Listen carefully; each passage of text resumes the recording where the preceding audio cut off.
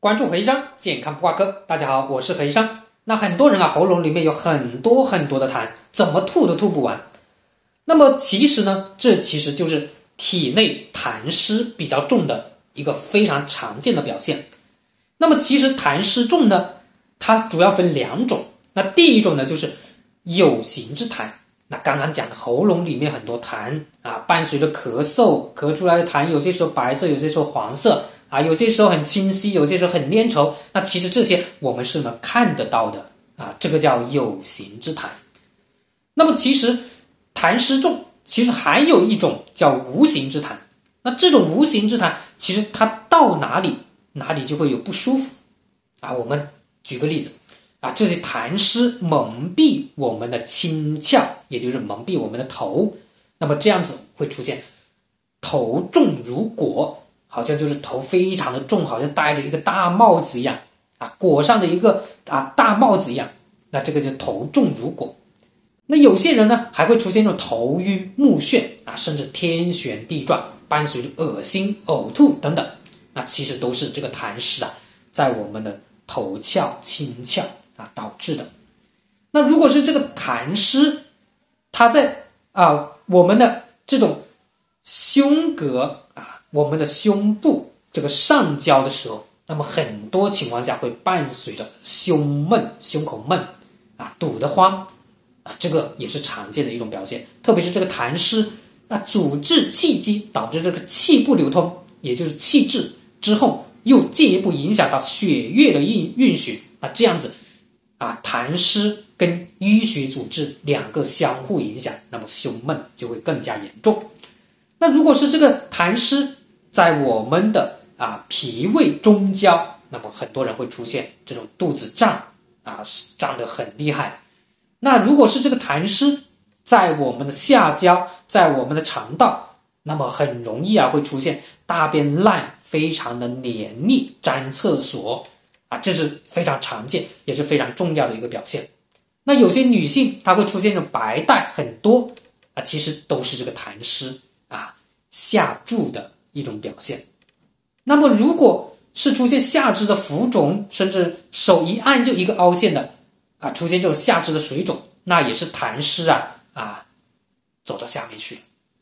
所以呢，这些东西就不是说我们肉眼能够看到这些痰是什么颜色、什么质地量多不多这些有形之痰。所以我们身体上的很多的不舒服其实都是跟这个痰湿有很大的关系。那么痰湿最关键的一个特性就是重浊重浊比如说头很重然后呢胸口很闷，肚子很胀大便黏腻，其实这些都是重浊的一些表现。所以大家记住湿气痰湿它的一个重浊的表现，大家就知道很多症状其实就是因为痰湿导致的。那么接下来就跟大家讲一个食疗法，它对于我们去除体内的痰湿有非常大的帮助。那么这个食疗方，首先我们准备10克的陈皮。那这个陈皮它可以说有3个特点。那么第一个，它可以燥湿化痰我们这种刚刚讲的有形之痰的咽喉的问题、肺的问题，导致这种咳嗽痰很多的而且这个痰是白色的，那么陈皮就能够燥湿化痰这个是它非常重要的一个治疗的作用。那么第二个作用呢，它呢可以健脾。那么中医里面有一句话叫做肺为储痰之器，脾为生痰之源这些痰它其实肺只是储痰的一个器皿，储存痰液的好像是藏着里面肺里面藏着很多痰我们用喉咙吐出来，它只是储存痰液的。那这个痰它的一个根源就是脾虚脾为生痰之源。那脾虚了以后，它就会生湿，那湿聚呢就会成痰。那这一个陈皮除了能够燥湿化痰，把刚刚讲的肺里面的痰把它消掉以外，同时它能够治疗这个痰的根源也就是脾，它能够健脾。那么第3个呢，就是这个陈皮它味道非常的芳香它这种特殊的香味能够醒脾，能够唤醒脾的功能，还能够干嘛？行气芳香行气嘛。那么我们整个气都流通了，那么是非常有助于我们痰湿的去除的。所以这个陈皮非常重要我们准备10克。那接下来呢，我们准备15克的茯苓不是土茯苓，是白茯苓很多时候是这种小方块的正方形、正方体的这种茯苓这个白茯苓。那这个白茯苓同样它有2个特点，第一个淡胜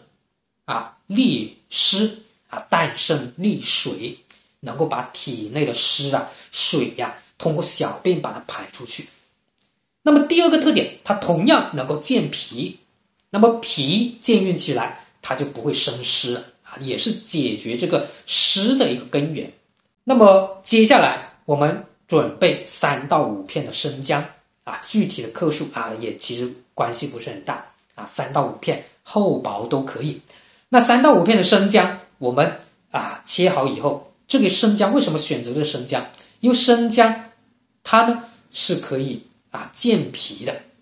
它同样是有这种温中的一些方面的功效的。那么我们把准备好的陈皮还有白茯苓还有生姜一起放到养生壶当中，然后加水1000毫升，然后呢水开慢慢的煮，慢慢的煮它40分钟左右要30分钟以上。那这样子呢，我们这一个陈皮茯苓水就煮好了。那这一个呢，对于我们去除我们不管是有形之痰也好，无形之痰也好，都是有非常好的一个效果。那么这一个陈皮茯苓水什么人比较合适，什么人又不合适呢？这是要跟大家强调的一点。那么其实这个陈皮茯苓水其实大部分人都可以喝大部分人都可以喝。那如果是痰很多，然后这个痰的颜色是白色的，那这种人呢就最合适。还有一个呢，就是如果是伴随着刚刚讲的脾胃虚的一系列的症状，那这种人也是非常合适的。比如说胃口不好比如说经常肚子胀肚子痛也是非常合适的。那么什么类型的人群就不合适呢？那如果是黄色的痰，那么一般情况下都是考虑体内有热。如果是还伴随着口干口苦整个人又很怕热，又很壮实，又便秘等等，这一部分类型的人群都是考虑体质有热，那么这个陈皮茯苓水就不太合适。好的，那今天呢就跟大家聊到这里，关注黑山健康普卡课，我们下期再见。